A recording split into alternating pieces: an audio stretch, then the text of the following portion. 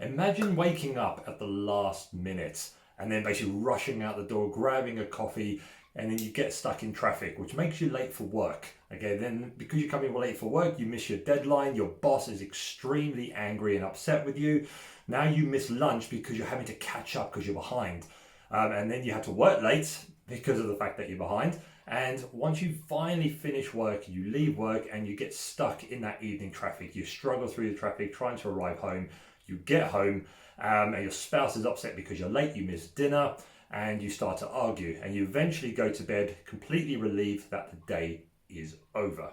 Now imagine doing this day in, day out for 5 days out of the week, basically just living and waiting for the weekend to be able to rest and recover and just relax. But the problem is, being like this 70% of the week doesn't outweigh the 30% basically that you're waiting to get to. That's the weekend to try and get that relaxation and feel basically calm and relaxed. Now we repeat this every single day, basically over and over again for months and years and sometimes even decades. And this, guys, is what we call stress compounding. One thing after the other, things just stacking up on top of each other, causing us to be stressed in the long term. And that also then leaves us living in this reactive state almost all of the time. Now, not everyone's day is like that one, granted, but everybody has different stressors. Everybody's dealing with different things in their everyday life. And if we don't address them, they add up over time, right? So unless you've learned to deal with your emotions or your stress like really, really well when you're a kid, when you're in those developmental phases, which to be honest, like most people don't. Most people are kind of in these environments where they're being exposed to parents who don't necessarily know how to deal with stress as well, and we learn that, right? Rightly or wrongly, that's just what we're exposed to, and we grow up almost imitating what we've observed. So it's highly likely that you listening to this has actually been in an environment where you haven't necessarily learned how to deal with stress in the most effective ways. And the chances are you have been compounding stress since you was a baby. You've been almost like collecting it. So literally, I want you to imagine that. Imagine yourself, like every time that you feel stress, right, or any kind of negative emotion in your life, you literally collect like a small rock to symbolise that negative emotion or that stress. So you just get one rock every time you feel stressed, then you put it in like this big backpack that you have to carry around forever. And bearing in mind, you've had this since you're a baby. So every time you've cried, every time you've been stressed or angry about something, anytime you felt scared, you put this little metaphorical rock in this backpack, okay, and you carry it around with you, because that's what happens in stress compounding. It adds up, it adds up, it adds up. And the thing is, we now need to start thinking about how heavy that gets over time. Because if we're carrying around all of this emotion, right, we're going to really start to feel that add up. We're going to feel the heaviness within ourselves, within our actions, within our thoughts, within our feelings.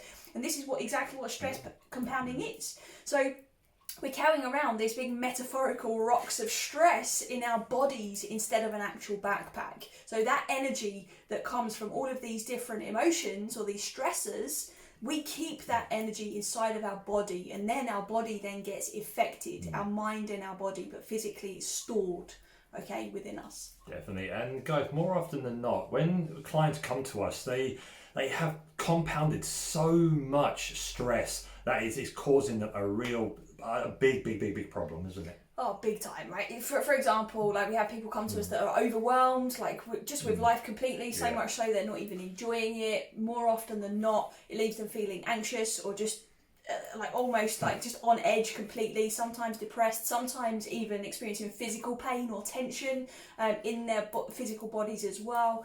And they've just compounded so much stress over time that they're sometimes feeling paralysed and don't know what to do. And it's affecting their relationships with their loved ones, with their work performance, with their ability to actually achieve their goals as well. Definitely, and we're not just sitting here telling you all about stress and what we think about it. We've actually been through this ourselves. Exactly. Okay, and almost all humans go through this. Okay, so if you're experiencing this or you're kind of relating to what we're saying, you're not alone. So many people go through this all the time. For me, I used to work in the corporate fitness world, and I remember looking back now, in a state of stress for over a decade. Okay, and there was a period of that, like a 6-month period, where it was at its kind of strongest. It was at its height of stress. And that's when I moved to a new job in corporate fitness. And I remember basically working 15, 16 hours a day, 6 days a week. And even on my day off, I would still be thinking about work. And the reason I worked that much is because I just didn't trust people around me to do their job. So I always had to think I had to micromanage them, which obviously I didn't, but that was my belief at the time. And that caused me more stress. And because of that, I would get home extremely late. And by the time I've eaten, gone to bed, got up again, I'd have probably 4 or less hours of sleep because I'll be back in at 5 a.m. the next morning. And that would just, obviously every day I just get more tired and more agitated and more frustrated and angry. And more, definitely tired. I was exhausted, and I used to try combat that by, again, the classic, work hard in the gym. I would kill myself in the gym, trying to release all this stress, but actually make it worse by adding it on. And then I would drink literally 9 to 10 cups of coffee a day. I was overdosing on caffeine so much, and to the point where I could drink a cup of coffee, I could fall asleep within 10 minutes. Like that, the caffeine had no effect on me whatsoever. I was literally, my body was just in a state of chaos. And I just remember those first 6 months, I lived like that day in, day out for 6 months before I got to realize that, like, I got to the point where I thought my whole body was just breaking down, really. It was nuts. I'm sure so many people can relate to that. I know I can for sure, except the coffee part. Yeah. But like, for real, like, it's so common. I'm curious to know, like, how did you feel, like, emotionally? What was going on for you? Oh, God. A range of emotions. So anger was my big one. It was my kind of go-to emotion. I used to get angry a lot and frustrated, snap at people. Obviously, hateful as well was another one. It's not something I'm obviously proud to admit, but I definitely had times of feeling hateful towards situations and people. Definitely critical all the time. Sarcastic was my defense mechanism. Definitely, because that kind of took me into that feeling of like insecurity. I'll use sarcasm to get over that insecurity, and I would be constantly in pain 24/7. My body, I just remember at the time, was just so inflamed. My joints, my muscles, from the amount of work I was doing, the lack of sleep, the amount of exercise, my whole body was just in pain, which obviously affected the way I think as well. And that just kind of led to me wondering, am I good enough to be where I am? Am I good enough to do what I'm doing? Just imagine those emotions, thoughts, feelings. Perhaps you can relate to it, being in that state, in this one big melting pot, stirring them all up together day in, day out for months at a time, even longer potentially. It's an absolute recipe for disaster that is never going to end well, right? So, guys, what we're thinking about here is those individual thoughts and those feelings and those kind of behaviours, they all get tangled up. Right, they all get put into the big mix, right? And anger doesn't come on its own, right? Like John said, like, anger came with sarcasm, it came with tiredness, and the effects of everything just worsen to the point where he actually started to hate the people that he was around or certain situations, right? So it's all of these elements pulled together that causes us to kind of like react this way, okay? And ultimately, like, we start to attach these different meanings. Like he said there, like, he started to question if he's good enough, but he was amazing at what he did, right? But he was questioning it because of all of these other feelings and thoughts that were going on in and around his body and his head, right? So essentially, we need to start becoming a bit more aware of those meanings we're attaching as a result of all of these things that we're feeling, and make sure that they don't remain tangled up. So true. And for me, I didn't like who I was becoming. Okay, my identity was shifting, and I felt like I just couldn't stop it. This was all these feelings and thoughts really getting tangled up, okay, getting messed up until I got to my tipping point. That's when it really hit. Guys, a tipping point for anybody that isn't sure in this context is when, like, enough is enough, right? You've had enough of feeling a certain way, you're just tired of it, you're sick of it, and something has to change. Now, most people have reached this point at some point in their lives in some regard, or they're on their way to reaching it as well, right? And essentially, we don't have to wait until we literally have no other choice but to change. Definitely. And I remember questioning what I was doing and the way I was doing things. And I was thinking, there must be another way. Okay, like, surely things in life shouldn't be this hard.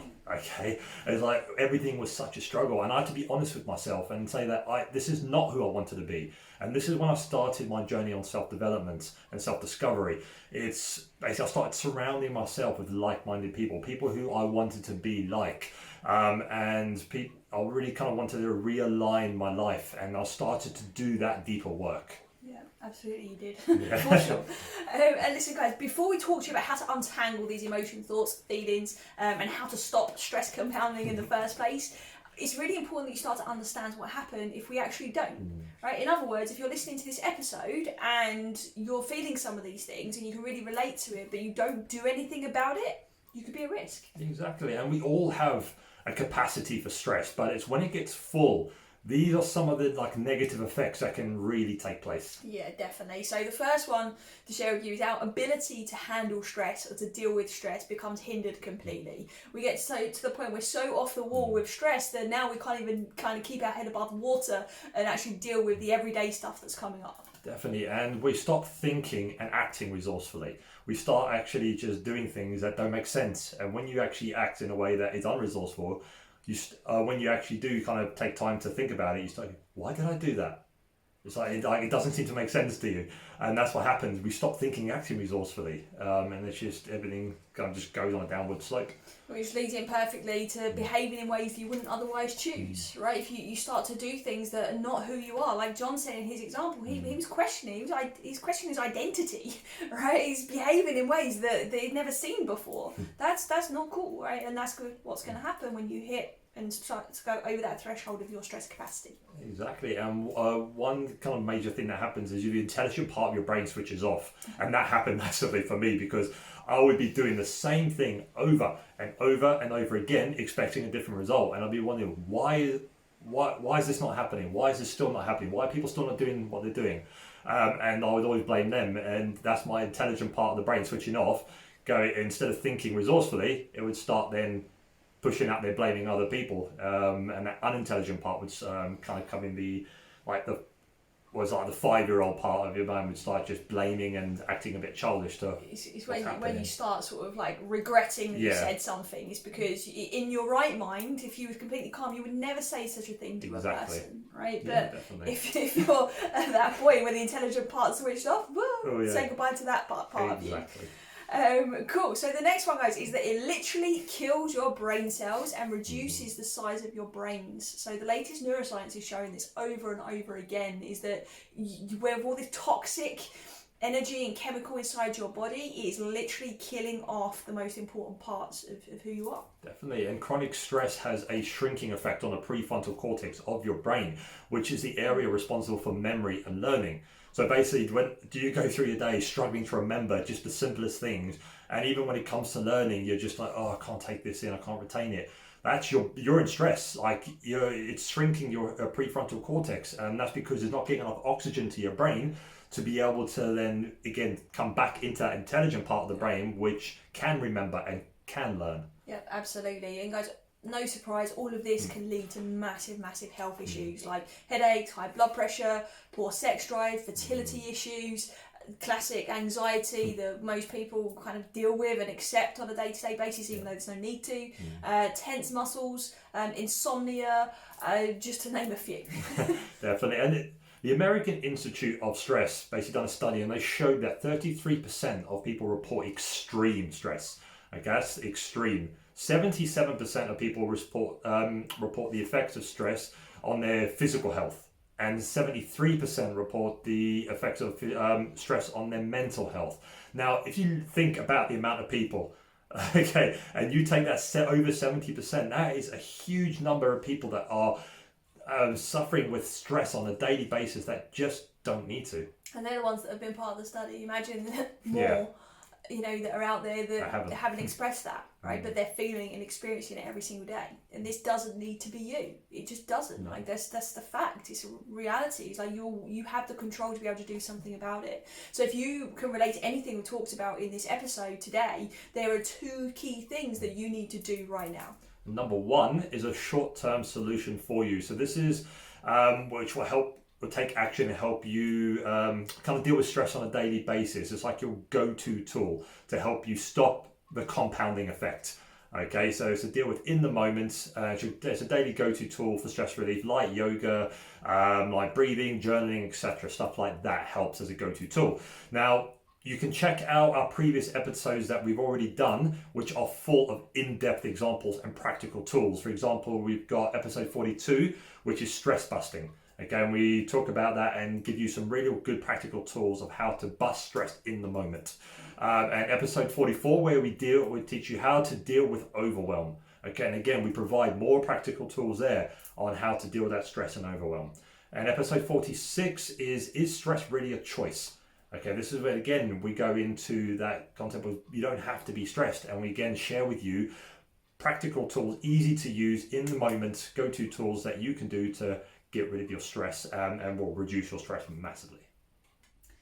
So guys, the second thing that you need to do off the back of this episode is, one, start to deal with the sort of short-term stuff like John's just mentioned, so you stop in that compounding in its tracks. The second thing you need to be doing is start to address the long-term stress compounding that you've already experienced, okay? And this is to help you get rid of any unnecessary stress for good.